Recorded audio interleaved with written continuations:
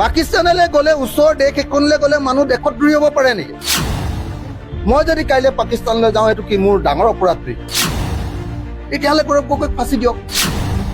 গৌৰৱ তই নিজৰ ল'ৰাটো যিটো অন্ততঃ ভাৰতত জন্ম হৈছিলে সেই ল'ৰাটোক নাগৰিকত্ব ভাৰততে দে না।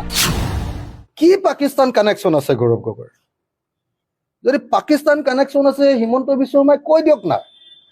মই গৌৰৱ গগৈক সমালোচনা কৰোঁ মানে হিমন্তক বিশ্বাস নকৰোঁ নহয়। মই গৌৰৱ গগৈক সমালোচনা কৰোঁ মানে মই হিমন্তৰ পক্ষত নহয়। মই গৌৰৱ গগৈক সমালোচনা কৰোঁ মানে গৌৰৱ গগৈক ধৰোঁ মানে টানকে কওঁ মানে মইতো হিমন্তৰ প্ৰপগাণ্ডাত বিশ্বাস কৰা মানুহ নহয়। হিমন্ত বিশ্ব শৰ্মাই কৈ দিয়কচোন যে গৌৰৱ গগৈ পাকিস্তানলৈ যোৱাটো মই যদি কাইলৈ পাকিস্তানলৈ যাওঁ এইটো কি মোৰ ডাঙৰ অপৰাধ নেকি? হিমন্ত বিশ্ব শৰ্মা পাকিস্তানলৈ গৈছে নে নাই? বাংলাদেশলৈ কেলৈ গৈ থাকে মাজে মাজে? মোদীয়ে কি কাৰণে পাকিস্তানত গৈ বিৰিয়ানী খাই আহেগে? কি কাৰণে খায়? পাকিস্তানলৈ গ'লে ওচৰৰ দেশ এখনলৈ গ'লে মানুহ দেশত ঘূৰি হ'ব পাৰে নেকি? পাকিস্তানত যদি কিবা 2 নম্বৰী বস্তু আমাৰ পৰা দি দিছে, আমাৰ যদি কিবা সৈন্য বাহিনীৰ গোপনীয় নিৰাপত্তামূলক তথ্য যদি দিছে, তেতিয়াহ'লে গৌৰৱ গগৈক ফাঁচি দিয়ক। এনে গৌৰৱ গগৈক ডিষ্টাৰ্ব কৰি থকাটো হিমন্ত বিশ্ব শৰ্মাৰেতো কি ধেমালি পাইছে নেকি?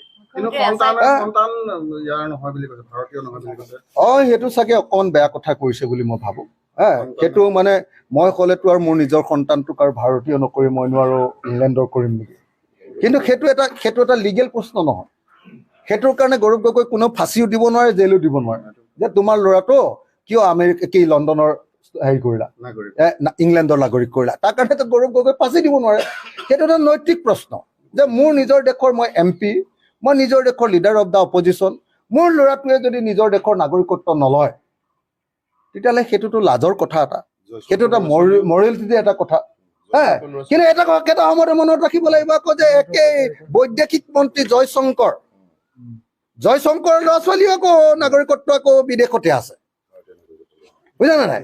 তো গতিকে যিবিলাক মানুহে ইমান বেছি দেশপ্ৰেমৰ কথা কৈ থাকে, ভাৰতক ভাল পোৱাৰ কথা কৈ থাকে, সিহঁতৰ ৰুটটো সেই ইংলেণ্ডত বা আমেৰিকাত থাকিলে বেয়া দেখি। গতিকে মই গৌৰৱ গগৈক এইটোহে সমালোচনা কৰিম যে গৌৰৱ তই নিজৰ ল'ৰাটো যিটো অন্ততঃ ভাৰতত জন্ম হৈছিলে সেই ল'ৰাটোক নাগৰিকত্ব ভাৰততে দে না। যিটো ল'ৰা বাহিৰত হৈছিলে তেওঁ বাৰু বাহিৰতে নাগৰিকত্ব লওক। কিন্তু এইটো এটা নৈতিক প্ৰশ্ন। এইটোৰ কাৰণে গৌৰৱ গগৈক জেলত দিব নোৱাৰে, এইটোৰ কাৰণে গৌৰৱ গগৈক ফাঁচি দিব নোৱাৰে।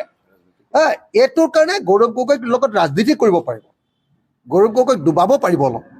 হিমন্ত বিশ্ব শৰ্মাৰ যিবিলাক দুনিয়াৰ আপোনাৰ মানে হিটলাৰৰ এইটো নাম কি আছিলে, প্ৰচাৰ মন্ত্ৰীটোৰ নাম কি আছিলে? কি কয় আপোনাৰ প্ৰচাৰ মন্ত্ৰী যিজনে একদম অনবৰতে সঁচাক মিছা কৈ থকা প্ৰচাৰ মন্ত্ৰীটো গোৱেবলছ বুলি কয়।